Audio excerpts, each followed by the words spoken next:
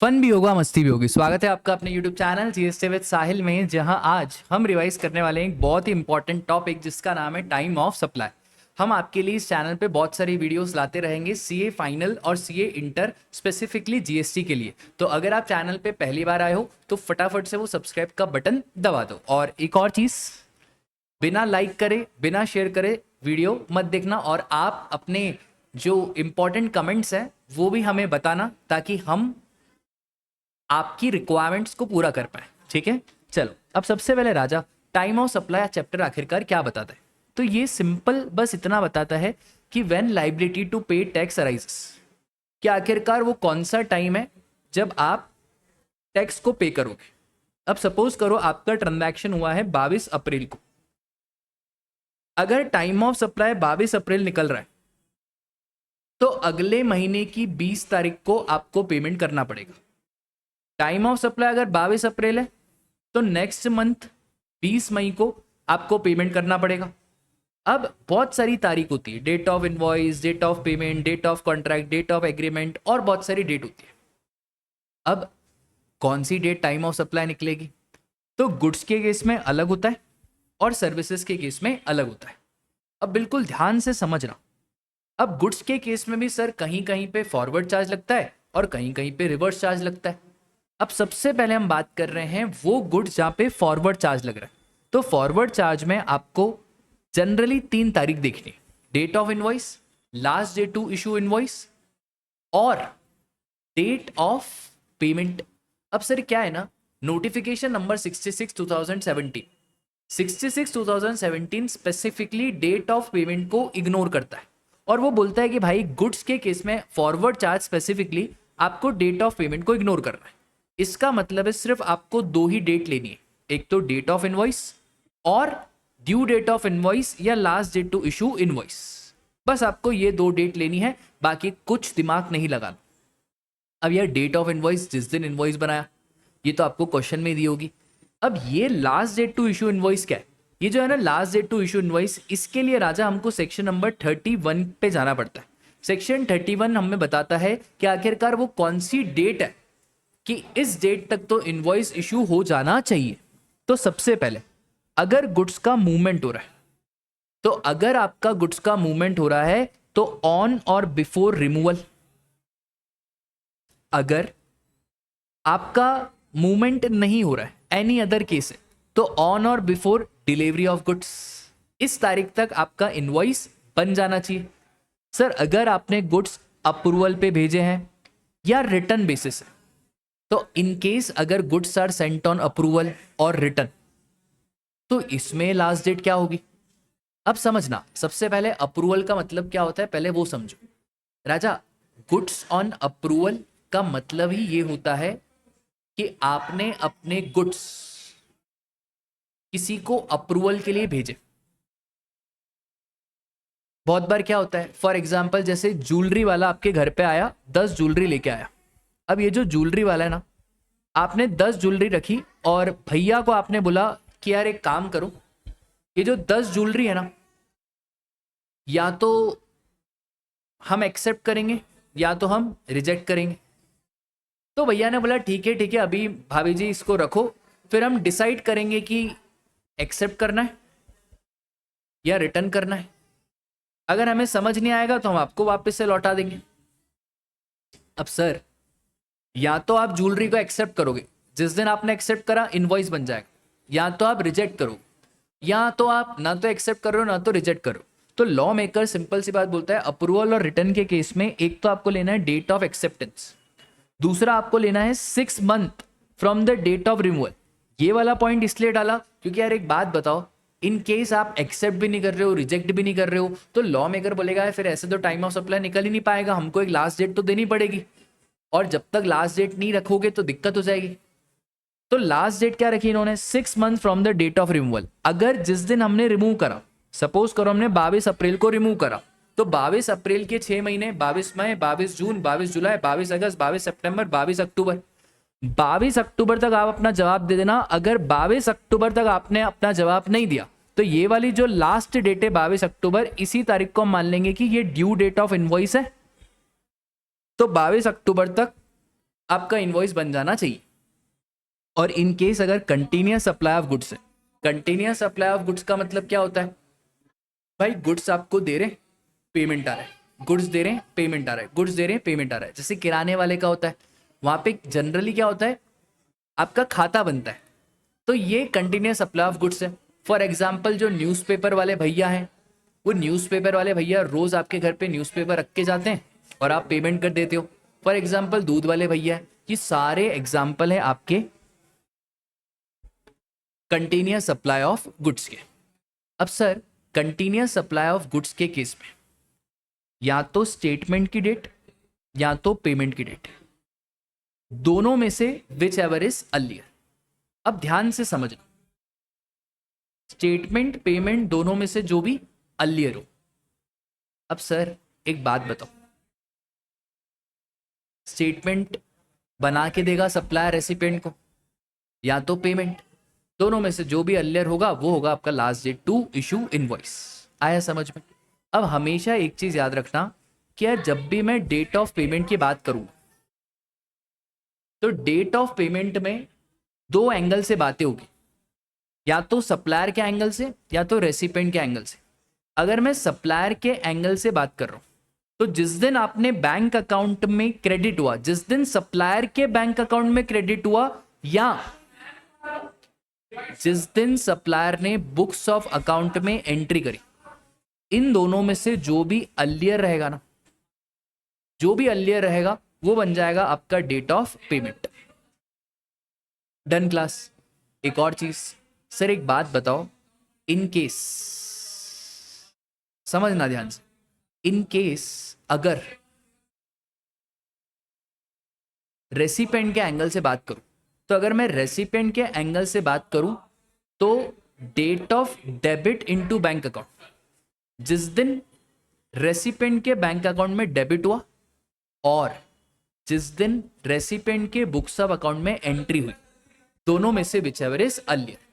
तो जब हम रिवर्स चार्ज की बात करेंगे ना, तो हम रेसिपिएंट के एंगल से बात करेंगे, और जब हम फॉरवर्ड चार्ज की बात करेंगे तो हम सप्लायर के एंगल से बात करेंगे। ठीक है, बोलो इतनी बातें क्लियर है क्या?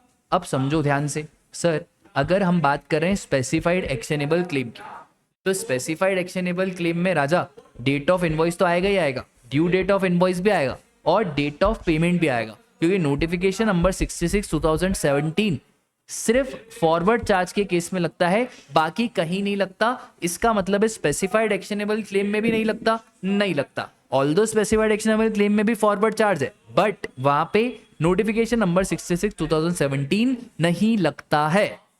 मतलब sir lottery, batting, gambling, casino, horse racing, online money gaming, ये 6 चीज़ों में आपको ये 3 तारीख देखनी पड़ेगी, मतलब डेट ऑफ पेमेंट भी आ जाएगा। मतलब अगर एडवांस आया तो उसी टाइम पे उसका टाइम ऑफ सप्लाई आ जाएगा। अगला मुद्दा है रिवर्स चार्ज का। अब सर रिवर्स चार्ज में कैसा है ना, आपको 3 चीज़ें देखनी है।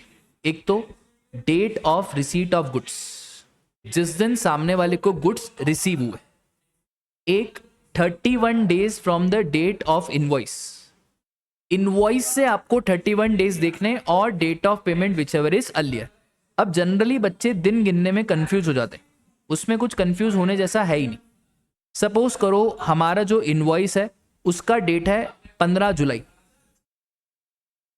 अब इस 15 जुलाई से आपको कितने दिन गिनने? 31 डेज। अब सर एक बात बताओ, जुलाई में 31 दिन होते, 31 में से 15 गए 16, अगस्त में 15 दिन, तो 15 अगस्त हो जाएगी आपकी लास्ट डेट जिस दिन आपको इनवॉइस इशू करना है। ठीक है, डन क्लास। बस इतनी सी बात है, खत्म कहानी। तो सर हमने फॉरवर्ड चार्ज भी सीख लिया, हमने रिवर्स चार्ज भी सीख लिया, हमने स्पेसिफाइड एक्शनेबल क्लेम भी सीख लिया। ये हो गया हमारा गुड्स की चर्चाएं खत्म। ये time of supply of goods, ये हो गया, ये हो गया। अभी ये 1000 रुपये का क्या मामला है ये मैं आपको बाद में बताऊंगा जब मैं आपको सर्विसेज समझाऊंगा। ये भी हो गया कि पेमेंट की डेट आखिरकार क्या होती। एक एक्सप्लेनेशन है सर, हमेशा एक चीज याद रखना, जितने का इनवॉइस बनेगा उतने की सप्लाई होगी, ये बाय डिफॉल्ट रूल रहता है। फॉर एग्जाम्पल अगर आपने इनवॉइस 1 लाख का बनाया तो हम यही मानेंगे कि सप्लाई भी 1 लाख की हुई है। ठीक है, बस खत्म कहानी। अब सेक्शन 31 ये भी हमारा हो गया कि आखिरकार last date to issue invoice क्या है, और reverse charge mechanism of goods भी हो गया।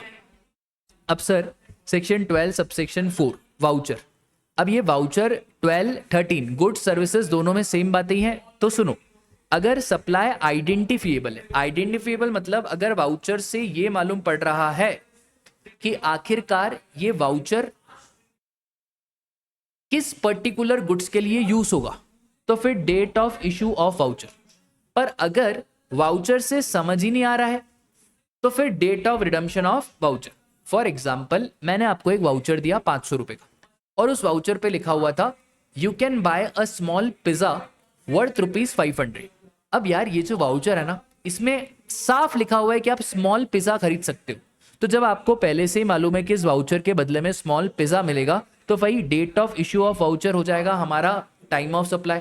बट इन केस अगर आपको पता ही नहीं है, मैंने आपको बस एक वाउचर दे दिया और लिख दिया you can buy anything and get 10% off और गेट 500 ऑफ, और आप कुछ भी खरीद सकते हो, शर्ट खरीदना है, टी शर्ट खरीदना है, लोअर खरीदना है, खाने पीने का आइटम खरीदना है, कोई स्पेसिफिक मैंने बताया नहीं, तो उस केस में date of redemption of voucher हो जाएगा आपका टाइम ऑफ सप्लाई।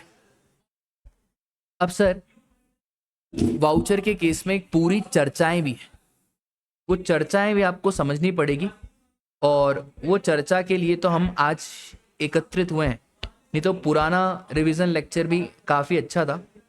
अब सुनो ध्यान से, बहुत सारे वाउचर्स के ऊपर मुद्दे आए, उन मुद्दों को लॉ मेकर ने बहुत शानदार तरीके से एड्रेस करा। अब सबसे पहले what do mean by term voucher. भाई वाउचर मतलब एक ऐसा इंस्ट्रूमेंट जिसको आप एक्सेप्ट करोगे अगेंस्ट सम स्पेसिफाइड गुड्स। मतलब फॉर एग्जाम्पल, मुझे 10,000 रुपये का गुड्स खरीदना है और मेरे पास 1,000 रुपये का वाउचर पड़ा है, तो ये वाउचर भी यूज एज कंसिडरेशन है एंड मुझे नेट में 9,000 रुपीज ही पे कर रहा है। ठीक है। अब सबसे पहले अलग अलग केसेस है। पहला, where the voucher is covered as prepaid instrument recognised by RBI and it is use as a consideration to settle an obligation. भाई अगर आपका जो वाउचर है वो कैसे यूज कर रहे हो आप, एज अ प्रीपेड इंस्ट्रूमेंट, और इस वाउचर को आरबीआई ने रिकॉग्नाइज करा है, आरबीआई ने बोला है कि भाई हम इसको एज अ कंसिडरेशन यूज कर सकते हैं, तो क्या जीएसटी लगेगा? कोई जीएसटी नहीं लगेगा, क्योंकि यहां पे तो voucher will be as good as money. अब फॉर एग्जाम्पल, जैसे हम हमारी बुक्स पोस्ट के थ्रू इधर उधर करते हैं। अब क्या हुआ ना, मैं आपको कल की ही बात बता रहा हूं, जब बुक्स पोस्ट कर रहे थे तो पोस्ट ऑफिस वाले क्लर्क ने बोला कि हमारे पास चेंज नहीं है, तो उन्होंने बोला आप रेवेन्यू स्टैम्प रख लो, अगली बार जब आप पेमेंट दो तो रेवेन्यू स्टैम्प। अब वापस से हमको बुक पोस्ट करनी पड़ी, तो अब क्या हुआ ना, मैंने उसको रेवेन्यू स्टैम्प्स दिए। अब सर ये revenue stamp is as good as voucher. अब क्या ये रेवेन्यू स्टैम्प पे जीएसटी लगेगा? भाई कोई रेवेन्यू स्टैम्प पे जीएसटी नहीं लगेगा, क्योंकि ये जो वाउचर है this is as a prepaid instrument और reserve bank of India revenue stock को रिकॉग्नाइज करती है, तो क्या जीएसटी? भाई ये मनी है, मनी के ऊपर कोई जीएसटी नहीं आता। अगली चीज, in case voucher is not a prepaid instrument, तो सर फिर ये स्पेसिफाइड, फिर ये एक्शनेबल क्लेम हुआ। अब क्या ये स्पेसिफाइड एक्शनेबल क्लेम है? भाई ये स्पेसिफाइड एक्शनेबल क्लेम कहीं से कहीं तक नहीं है, ये तो एक्शनेबल क्लेम है। तो इस केस में transaction in voucher neither as supply of goods nor as a supply of service, तो यहां पे भी हम जीएसटी वीएसटी की बातें नहीं करेंगे। एक और चीज सर, अगर transaction in voucher falls under supply of goods and services, ये सिंपल सी बात बोल रहा है कि आप वाउचर एक्सचेंज कर रहे हो उसमें कोई दिक्कत नहीं, पर जो ओरिजिनल गुड्स और सर्विसेज है उसके ऊपर तो जीएसटी लगेगा ना। फॉर एग्जाम्पल, अगर गुड्स की वैल्यू है 10,000, अब मैंने 2,000 का वाउचर दिया तो मुझे कैश 8,000 पे करना पड़ा। अब डाउट ये आया क्या ओरिजिनल गुड्स पे भी जीएसटी लगेगा? भाई ओरिजिनल पूरे 10,000 पे जीएसटी लगेगा, और आपने कंसिडरेशन किस फॉर्म में दिया उससे कोई लेना देना नहीं है। तो सर क्लैरिफाई करा गया, irrespective of whether voucher prepaid है नहीं है उससे कोई फर्क नहीं पड़ता, जो गुड्स है ना, गुड्स जिसके लिए वाउचर को हमने एज अ कंसिडरेशन यूज करा है वो तो जीएसटी में टैक्सेबल रहेगा। आगे आ जाओ सर, डिस्ट्रीब्यूटर सब डिस्ट्रीब्यूटर एजेंट। अब है ना वाउचर का भी धंधा होता है, क्या बात कर रहे हो सर? हाँ, अगर वाउचर आप बांट रहे हो थ्रू डिस्ट्रीब्यूटर सब डिस्ट्रीब्यूटर ऑन P2P बेसिस, तो प्रिंसिपल टू प्रिंसिपल बेसिस पे अगर वाउचर बांटे जा रहे तो उस केस में क्या जीएसटी लगेगा? भाई आप वाउचर की ट्रेडिंग कर रहे हो, तो आप वाउचर की जो आप ट्रेडिंग कर रहे हो तो क्या ये जीएसटी के दायरे में आएगा? तो लॉ मेकर बोलता है कि यार देखो, ये जो वाउचर बेचे गए at discounted rate to distributor corporate and customer, तो यहाँ पे मार्जिन क्या होता है भाई? 10,000 में हमने वाउचर दिया, सामने वाला वो 10,000 का आगे 11,000 में बांटेगा, तो ये उसका 1,000 रुपये का मार्जिन बच गया। तो बोलते हैं भाई ये जो वाउचर आप बांट रहे हो ना, इसके ऊपर कोई जीएसटी वीएसटी नहीं लगेगा, क्योंकि सेक्शन 9 सबसेक्शन 1 सिंपल सी बात करता है कि GST is chargeable only on supply of goods and और सर्विसेज, और जो ट्रांजैक्शन इन वाउचर है that is neither the supply of goods nor the supply of services. तो जो आपका ट्रेडिंग ऑफ वाउचर है that would not constitute supply of goods और supply of services, तो उसके ऊपर कोई जीएसटी नहीं आएगा। बट सर अगर कमीशन और फीस बेसिस है, कमीशन फीस बेसिस का मतलब ये है कि एक है हमारा प्रिंसिपल और एक है हमारा एजेंट, और प्रिंसिपल एजेंट के बीच में देखो ट्रांजैक्शन कैसा हो रहा है ना, अब वाउचर को बांट रहे हो, यहाँ पे प्रिंसिपल है, यहाँ पे एजेंट है, और प्रिंसिपल ऐसा बोल रहा है कि यार एजेंट तुम जितने जितने वाउचर आगे बेचते जाओगे मैं उस बेसिस पे तुम्हें कमीशन बांटता जाऊंगा, तो क्या जीएसटी लगेगा? हाँ भाई, इस केस में जीएसटी लगेगा, क्योंकि यहाँ पे ये जो एजेंट है ना, they are providing services to principal, ठीक है, और ये प्रिंसिपल को सर्विस दे रहे हैं, उसके बदले में इनको कमीशन मिल रहा है, तो ये जो कमीशन इनको मिल रहा है इसके ऊपर तो जीएसटी देना पड़ेगा, ठीक है। बस वैसे ही सर अगर आपका एजेंट एडवर्टाइजमेंट को ब्रांडिंग मार्केटिंग ये वाली सर्विसेज दे रहा है तो इस केस में भी आपका जीएसटी लगेगा।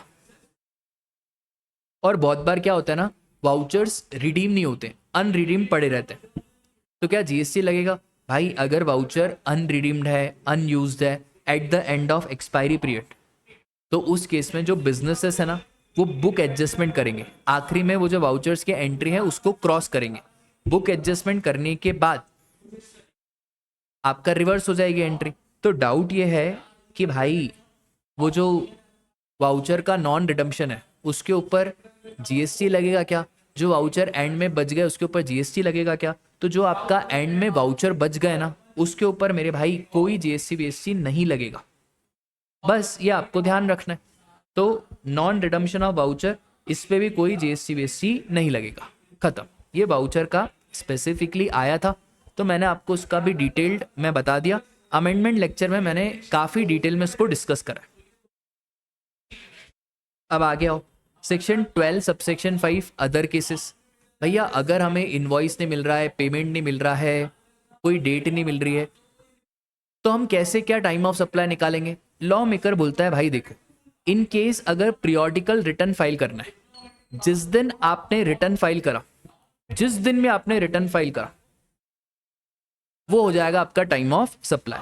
और in any other case date on which tax is paid, जिस दिन आपने टैक्स पे करा बस वो हो जाएगा आपका time of supply.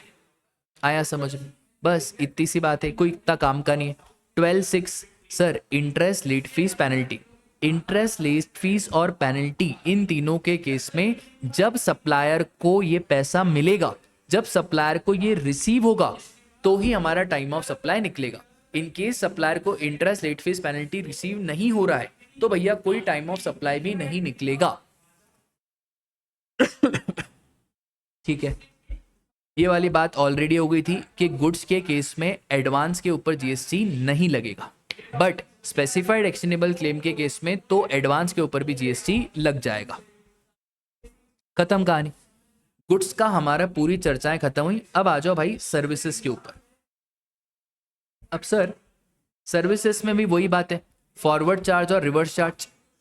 Forward charge, अब इसमें ध्यान से समझना, अगर इनवॉइस टाइम पे इशू हो गया तो इनवॉइस डेट और payment date whichever is earlier, but अगर इनवॉइस टाइम पे इशू नहीं हुआ, जो जिस दिन सर्विस कंप्लीट हुई that is completion date, provision of service और पेमेंट डेट, जिस दिन सर्विस कंप्लीट हुई और पेमेंट डेट, दोनों में से विच एवर इज अर्लियर।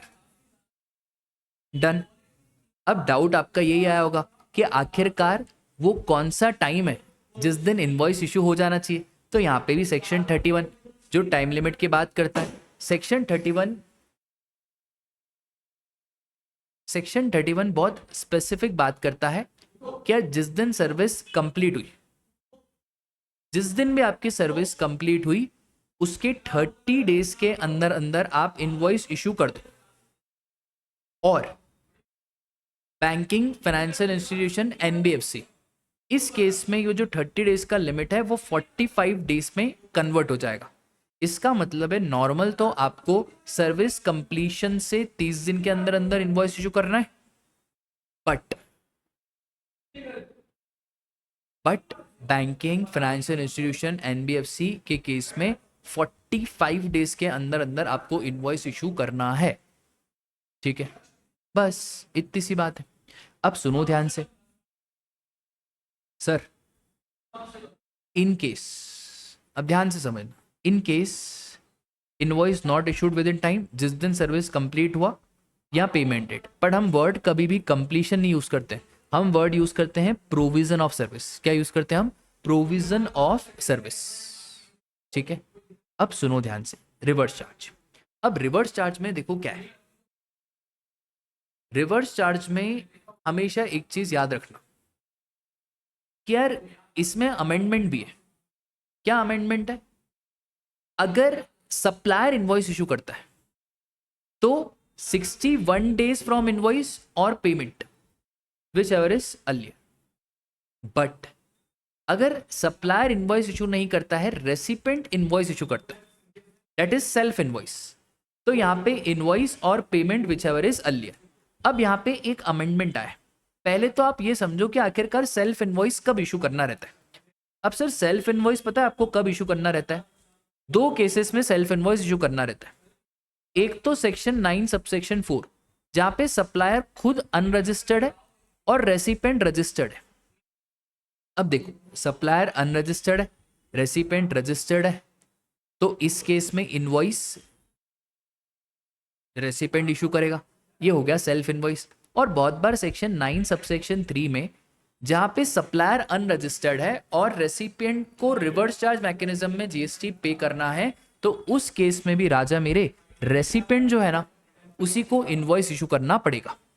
ठीक है, सप्लायर इशू करेगा तो वहां पे तो आपको दिमाग ही नहीं लगाना, 61 डे और payment whichever is earlier. But in case अगर सेल्फ इनवॉइसिंग हो रही है, मतलब रेसिपिएंट इशू कर रहा है इनवॉइस, तो इनवॉइस और payment whichever is earlier.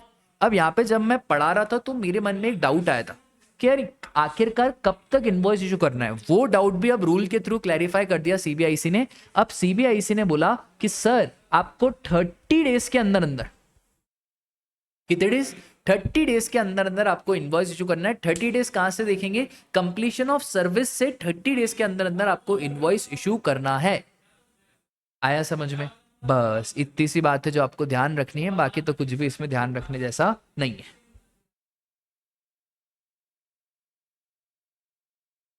ठीक है,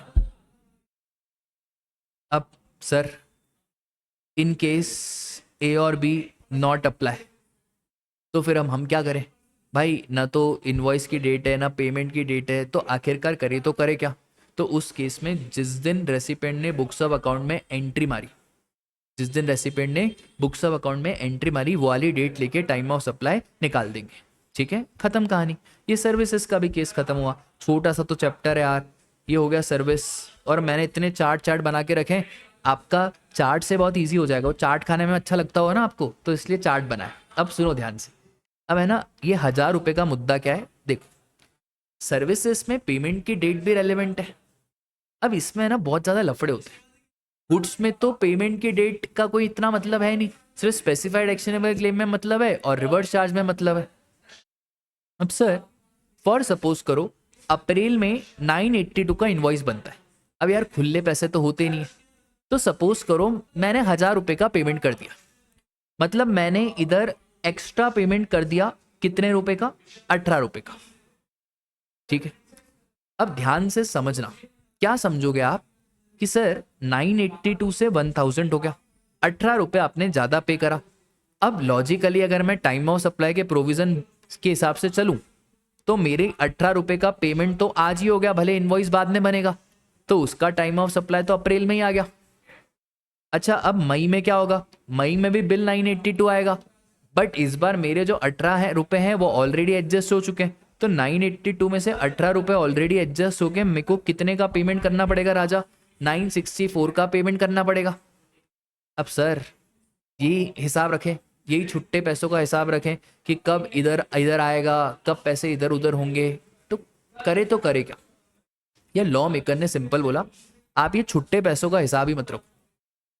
आप आपके ऑप्शन पे अगर 1000 रुपए तक एक्सेस है, अगर 1000 रुपए तक एक्सेस है, तो उस केस में आप चाहो तो time of supply date of invoice को बना दो और ये छुट्टे पैसे रखने का हिसाब खत्म करो। आई बात समझ में? तो ये ऑप्शन है, आप चाहो तो ऑप्शन एक्सरसाइज करो, बट अगर आपको ऑप्शन एक्सरसाइज नहीं करना है तो आप करते रहो invoice payment whichever is earlier. आया समझ में? बस, और इसलिए मैंने गुड्स में इग्नोर करा है क्योंकि गुड्स में पेमेंट का डेट ही इररिलेवेंट है। जब भैया पेमेंट का डेट ही इररिलेवेंट है तो उस केस में हमें कोई लेना देना ही नहीं है ना भाई एक्सेस का। आ रही है बात समझ में? बस इतनी सी बात है और कुछ भी नहीं है, ठीक है? अब सुनो ध्यान से सर जी, बहुत ध्यान से सुनना सर। ये हमारा एक्सेस पेमेंट का भी लफड़ा पूरा खत्म हुआ। ये लिखा हुआ है कि where the supplier of services receives an amount up to 1000 rupees. हाँ, एक चीज याद रखना, अप टू 1000 है। फॉर सपोज करो अगर 882 का मैंने 2000 पेमेंट कर दिया तो मेरे पास ये इनवॉइस वाला ऑप्शन नहीं रहेगा, क्योंकि अब जो आपने पेमेंट करा है वो 1000 रुपए से ज्यादा है। तो उस केस में तो आपको इनवॉइस और payment whichever is earlier ही लेना पड़ेगा, ठीक है? तो अगर अप टू 1000 रुपीज है तो जो हमारा एक्सेस अमाउंट है उसको इग्नोर करा जा सकता है, और जो इनवॉइस का डेट है बस वही बन जाएगा आपका टाइम ऑफ सप्लाई। आया समझ में? और ये दोनों बातें जो गुड्स में थी वही as it is same. Section 31 मैंने आपको बता दिया कि 30 दिन के अंदर अंदर आपको इनवॉइस इशू करना है। बैंकिंग, फाइनेंशियल, एनबीएफसी के केस में 45 डेज। अब एक चीज याद रखना, in case of continuous supply of service, अब ये क्या होता है भाई? कोई भी सर्विस जिसकी लाइफ 3 महीने से ज्यादा है उसको बोलते हैं कंटिन्यूअस सप्लाई ऑफ सर्विस। अब हमारा आईडीटी सब्जेक्ट इतना 3 महीने तो नहीं चलता है, रेगुलर क्लास ही आपका 40-50 क्लासेस में हो जाती है, तो हमारी services continuous supply of service में कवर नहीं होगी। बट आपकी जो सीए इंटर की क्लासेस है, जो सीए फाइनल में एफआर एएफएम, ये तो 3 महीने से भी ज्यादा चलती है। तो ये हो गया हमारा कंटिन्यूअस सप्लाई ऑफ सर्विस। अब ध्यान से समझना राजा, जो हमारे घर में एयरटेल का वाईफाई का डब्बा लगा है वो भी कंटिन्यूअस सप्लाई ऑफ सर्विसेज है। जो भी सर्विस जिसकी लाइफ 3 महीने से ज्यादा है उसको बोलते हैं कंटिन्यूअस सप्लाई ऑफ सर्विस। अब अगर due date of payment is ascertainable, सीधी बात, नो बकवास, अगर पेमेंट का ड्यू डेट असर्टेनेबल है, जब कॉन्ट्रैक्ट हुआ है उस कॉन्ट्रैक्ट में लिखा हुआ है कि हर अगले महीने की 5 तारीख को पेमेंट कर देना, तो आपका इनवॉइस इशू हो जाना चाहिए ऑन और before due date of payment. अगर due date of payment is not ascertainable, तो अगर पेमेंट का ड्यू डेट असर्टेनेबल नहीं है तो पेमेंट तो होगा ना भाई, तो आपका इनवॉइस इशू हो जाना चाहिए ऑन और before when the supplier receives the payment. जिस दिन सप्लायर को पेमेंट मिल गया, जिस दिन सप्लायर को पेमेंट रिसीव हो गया, बस उस तारीख को आपका टाइम ऑफ सप्लाई आ जाएगा। और in case payment is linked to completion of an event, very very important. अब ये क्या है sir, payment is linked to completion of event? अब ध्यान से समझना सर, क्या होता है ना,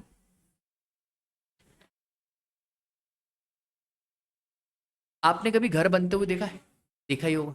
अब जब घर बनता है ना तो उसमें ऐसा एक साथ पेमेंट नहीं दे देते।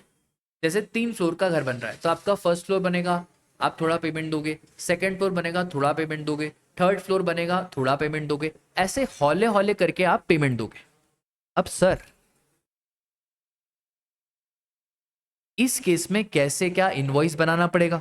तो लॉ मेकर बोलता है आपको इनवॉइस बनाना है before the completion of that event, या तो जिस दिन आपका इवेंट कंप्लीट हुआ उस दिन पे, या before the completion of event आपको इनवॉइस बनाना है।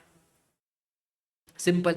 अरे ये तो बहुत सिंपल है। फॉर सपोज करो आपका घर कंप्लीट हुआ 17 जुलाई को, आपका फर्स्ट फ्लोर कंप्लीट हो, तब 17 जुलाई को इनवॉइस बना दो, खत्म कहानी।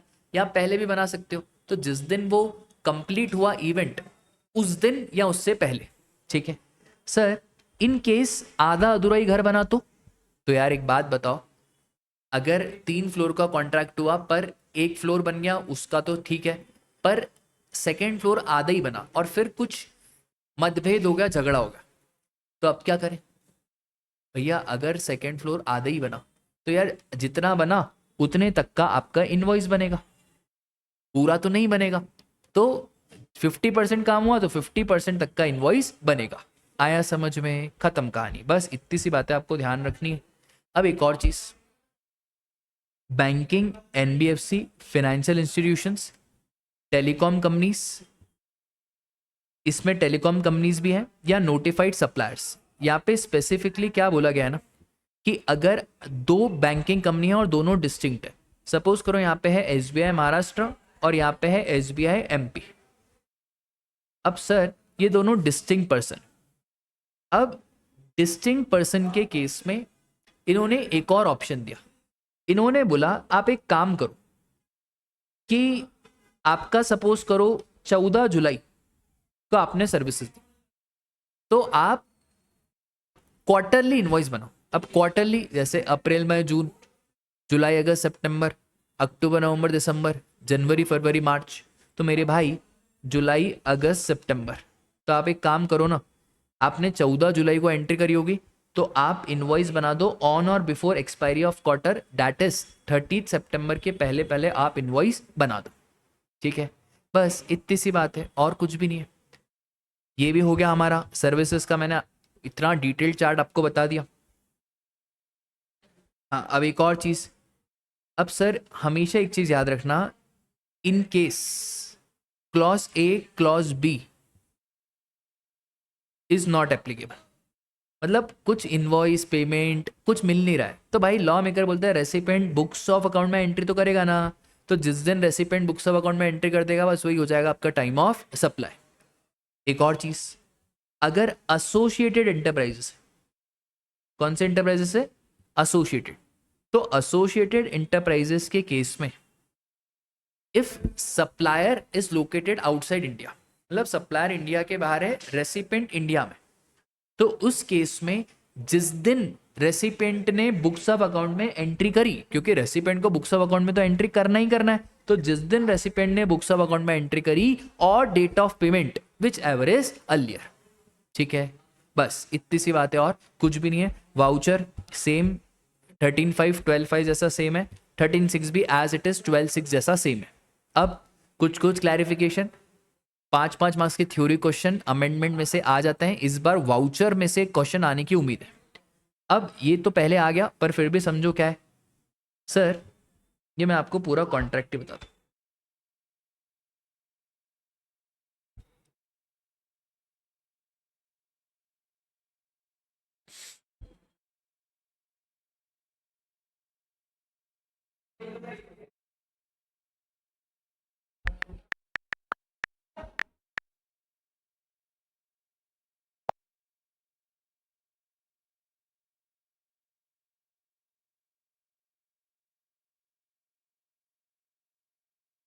चलो अब बिल्कुल ध्यान से समझना, ये भी बहुत सिंपल अमेंडमेंट है।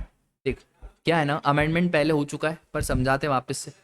अब यहाँ पे क्या है ना, एक है NHAI, national highway authority of India, एक है यहाँ पे कंसेशनर जिसका नाम है अतुल कंसेशनर, ठीक है। अब रोड बनाने का कॉन्ट्रैक्ट दिया national highway authority of India ने अतुल कंसेशनर को। ये रोड 10-15 साल लगेंगे रोड को बनने में। अब सर इस मॉडल को बोलते हैं डीबीओटी मॉडल। डीबीओटी बोले तो डिजाइन बिल्ड ऑपरेट ट्रांसफर। अब sir this is continuous supply of service, correct. अब इस कंटिन्यूअस सप्लाई ऑफ सर्विसेज में आखिरकार टाइम ऑफ सप्लाई कैसे निकाला जाएगा? कैसे निकालते? कुछ भी नहीं, नॉर्मल। सर सर्विसेज में हमने एक ही बात सीखी है, अगर इनवॉइस आपका टाइम पे इशू हो गया तो इनवॉइस और payment whichever is earlier, पर अगर इनवॉइस टाइम पे इशू नहीं हुआ तो कंप्लीशन डेट और payment whichever is earlier. अब यहीं पे डाउट आया कि भाई कंप्लीशन डेट तो 15 साल के बाद है, तो जब 10-15 साल के बाद है कंप्लीशन डेट तो दिक्कत हो जाएगी। सपोज करो पेमेंट आई नहीं तो, और ऐसे घुमा दिया सरकार को, तो क्या करेंगे? तो लॉ मेकर ने बोला भाई कंप्लीशन डेट हटाओ, कंटिन्यूस सप्लाई ऑफ सर्विसेज के केस में हम एक तो पेमेंट की डेट लेंगे या ड्यू डेट ऑफ पेमेंट, दोनों में से विचएवर इज अर्लियर। और ड्यू डेट ऑफ पेमेंट क्या होता है सर? कुछ भी नहीं। Due date of payment generally आपका कंप्लीशन ऑफ इवेंट में ड्यू डेट, जैसे जैसे इवेंट होता जाएगा वैसे वैसे आपका ड्यू डेट ऑफ पेमेंट आता जाएगा। तो अगर आपने पेमेंट नहीं भी करा तो ड्यू डेट ऑफ पेमेंट तो आ ही जाएगा ना, क्योंकि सर जनरली यहाँ पे कॉन्ट्रैक्ट में कैसा होगा कि भैया 1000 किलोमीटर के, अगर आपको 1000 किलोमीटर के पैसे दिए जा रहे हैं 100 करोड़, तो ऐसा होगा ना हर 100 किलोमीटर पे 10-10 करोड़, तो इसे ट्रांचेस बनेंगे। तो जैसे जैसे 100 किलोमीटर बनता जाएगा पेमेंट ड्यू होता जाएगा, और जैसे ही पेमेंट ड्यू होता जाएगा टाइम ऑफ सप्लाई आ जाएगा। इसका मतलब है आपको तो बस इतना ही ध्यान रखना है कि यहाँ पे सर्विस कंप्लीशन का वेट नहीं रखेंगे, या तो पेमेंट डेट या तो due date of payment whichever is earlier. और sir interest, late fees, penalty, क्या ये भी वैल्यू ऑफ सप्लाई में जुड़ेगा? हाँ, ये भी वैल्यू ऑफ सप्लाई में जुड़ेगा, और इसका टाइम ऑफ सप्लाई 13 सबसेक्शन 6 के हिसाब से निकलेगा। ठीक है, बस यही हमारी बातें थी, ये वाला क्लैरिफिकेशंस भी हो गया। उसके बाद अगला जो क्लैरिफिकेशन है वो है स्पेक्ट्रम यूसेज और any other similar services under government. अब सर ये स्पेक्ट्रम के यूसेज में कैसे क्या टाइम ऑफ सप्लाई निकाला जाता है, अब समझो ध्यान से, डायग्राम छोड़ो ऐसे समझो। सर अब स्पेक्ट्रम के केस में भी यही दिक्कत आती है कि भैया जो कॉन्ट्रैक्ट होता है वो जनरली 10-10, 15-15 साल का कॉन्ट्रैक्ट होता है, और कभी कभार तो ऐसा होता है कि स्पेक्ट्रम की जो बोली लगती है वहां पे पार्टीज बड़ी मजबूत होती है तो पूरा पेमेंट एक साथ ही कर देती है। भाई अगर पूरा पेमेंट ही एक साथ कर दिया तो कोई दिक्कत की बात नहीं है, पर पेमेंट आपका पूरा एक साथ नहीं हुआ है, हौले हौले आपका पेमेंट हो रहा है। तो इन केस अगर आपका पेमेंट हौले हौले हो रहा है, अपफ्रंट हो रहा है, तो टाइम ऑफ सप्लाई तो आपका निकल जाएगा, जैसे ही पेमेंट होगा वैसे ही आपका टाइम ऑफ सप्लाई निकल जाएगा। बट अगर डेफर्ड पेमेंट हो रहा है तो उस डेफर्ड पेमेंट के केस में पता है क्या होगा? डेफर्ड पेमेंट के केस में आपका वही कंटिन्यूस सप्लाई ऑफ सर्विस, क्योंकि लाइफ 3 महीने से ज्यादा है। तो सर अब क्या करें? कुछ भी नहीं, सिंपल इन्होंने यही बोला कि यार टाइम ऑफ सप्लाई या तो डेट ऑफ पेमेंट या तो due date of payment whichever is earlier, बस। तो अगर डेफर्ड पेमेंट हो रहा है तो date of payment, due date of payment whichever is earlier, बस यही आपको बात ध्यान रखनी है। और दूसरे जो नेचुरल रिसोर्सेस है वहां पे भी यही सेम कंसेप्ट लगेगा। खत्म हो गया ये।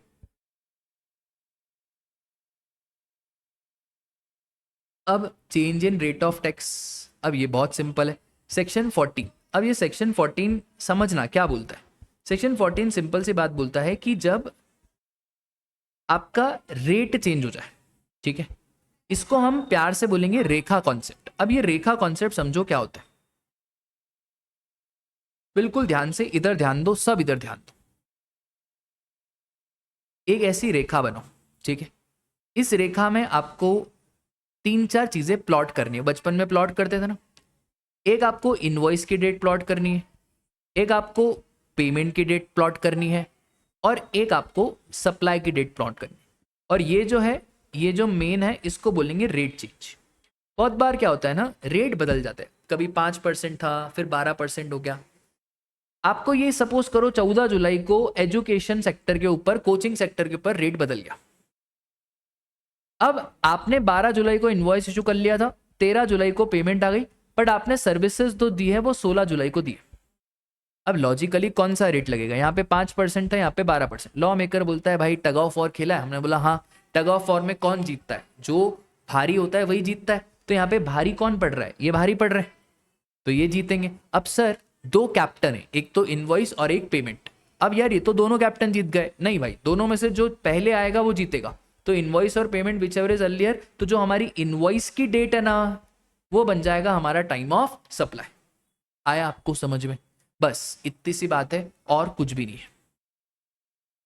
सर एक बात बताओ, इन केस यहाँ पे इनवॉइस होता, यहाँ पे सप्लाई होता और यहाँ पे पेमेंट होता। तो अगर यहाँ पे इनवॉइस होता, यहाँ पे सप्लाई होता और यहाँ पे पेमेंट होता, तो फिर हम कैसे टाइम ऑफ सप्लाई निकालते? तो उस केस में हम पता है टाइम ऑफ सप्लाई कैसे निकालते? अब मुझे एक बात बताओ, टग ऑफ वॉर के हिसाब से जीता कौन? भाई जीता ये वाला खेमा। तो जब टग ऑफ वॉर के हिसाब से ये वाला खेमा जीता है तो कैप्टन को आगे बुलाओ। कौन है भैया कैप्टन?